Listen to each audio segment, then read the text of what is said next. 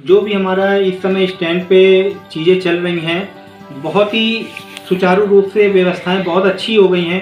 जब से हमारी सरकार बनी है तो उसने भी इस पे थोड़ा सा मतलब उसके लिए भी थोड़ा सा ये हुआ कि फ़ंड जारी किया, और फंड जारी करके वहाँ की जो दुर्व्यवस्थाएं थी उनको भी अच्छा बना दिया है। तो आज हमारा जो कानपुर का जो बस स्टैंड है वो बहुत ही नामी गिरामी सिटी के अंदर आ गया है कि अब अगर किसी से भी बात करें तो हमारे यहाँ का जो टाट मिल का जो बस स्टैंड है वो फेमस हो गया है। तो यहाँ पे जो भी लोग आना और जाना चाहते हैं तो उनके लिए भी ये मैं बताता चलूँ कि अब आपको कोई भी ऐसी परेशानी नहीं होगी कि पहले आपको जो वेटिंग होती थी, वेट करना पड़ता था, बस एक ही है, लोग खचाखच भर जाते थे। अब स्थिति वैसी नहीं है, क्योंकि करीब करीब अगर आप देखेंगे तो एक मीन अगर निकालें तो करीब आपको 10 से 15 मिनट में एक बस रनिंग पे आनी होती है और एक रनिंग पे जानी होती है। तो आपको वेट भी अब ज़्यादा नहीं करना पड़ेगा। दूसरी चीज़ ये है कि अगर आपने ऑनलाइन टिकट बुक करा रखी है तो कोई दिक्कत नहीं, लेकिन अगर नहीं करा रखी तो आपको वहाँ पे भी टिकट की व्यवस्था आपको मिल जाएगी।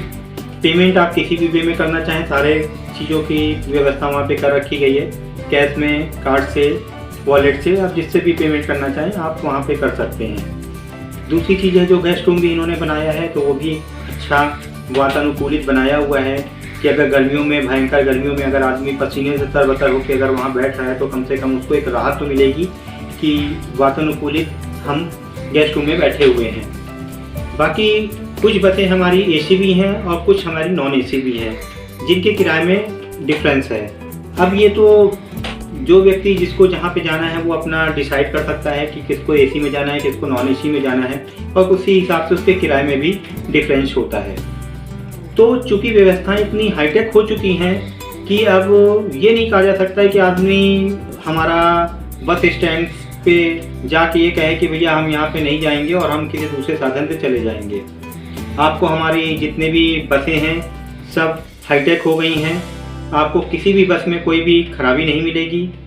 पहले जनरली देखा जाता था कि बसों के शीशे नहीं हैं, सर्दियों में आदमी जाता था तो ठंडा आ जाता था, तो आज ऐसी स्थिति नहीं है।